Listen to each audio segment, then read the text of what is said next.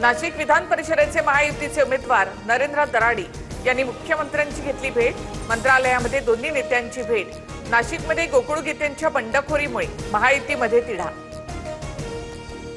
गोकुळ गीतेंसोबत चर्चा सुरू। नाशिकमधील महायुतीची जागा जिंकण्यासाठी रणनीती आखणार।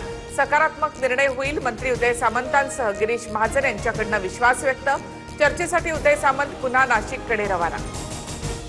उपमुख्यमंत्री शिंदेंनी शिवसेना मंत्र्यांची बैठक बोलावली। उद्या नंदनवन बंगल्यावर बैठक होणार।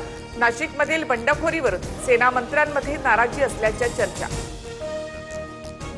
ओबीसी आंदोलक लक्ष्मण हाकेंचा व्हिडिओ सोशल मीडियामध्ये व्हायरल। व्हिडिओमध्ये हाकेंची एका मोठ्या नेत्यावर टीका। हाकेंचा रोख नेमका कुणाकडे असा प्रश्न।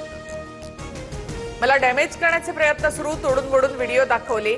त्या व्हिडिओशी माझा संबंध नाही। लक्ष्मण हाकेंचं स्पष्टीकरण। नाशिकच्या येवल्यामध्ये ठिकठिकाणी भुजबळांच्या कार्यकर्त्यांची बॅनरबाजी। साहेब निर्णय घ्या असा बॅनरवर उल्लेख। राजेंद्र जैन यांना राज्यसभेची उमेदवारी दिल्यामुळे भुजबळांचे कार्यकर्ते नाराज। नवी मुंबईतील कार्यक्रमाला शिंदेंना निमंत्रण न दिल्यामुळे शिवसेनेचे मंत्री नाराज। कॅबिनेट बैठकीत मुख्यमंत्र्यांसमोर मंत्र्यांकडून नाराजी व्यक्त। मुख्यमंत्री फडणवीसांकडून चौकशीचे आदेश। कोकण विधान परिषद बिनविरोध होणं संशयास्पद। गुढे बाजाराच्या चर्चांना वाव। स्वतः वरिष्ठ नेता समजत सुनेत्रा पवारांचे नाव सुद्धा घेतलं नाही। महेंद्र दळवींची सुनील तटकरेंवर टीका। तर अशा वक्तव्यांना महत्त्व देत नाही तटकरेंचं प्रत्युत्तर। कोकणची जागा बिनविरोध। आता गोगावले पालकमंत्री व्हावेत। तटकरे मुख्यमंत्र्यांशी चर्चा सुरू। उदय सामंतांची माहिती। तर एकत्र बसून निर्णय घेऊ तटकरेंची प्रतिक्रिया। राष्ट्रवादी प्रवेशाच्या चर्चांना नवनीत राणांचा पूर्णविराम। मी भाजपची प्रामाणिक निष्ठावान कार्यकर्ता। पदासाठी विचारधारा बदलणार नाही।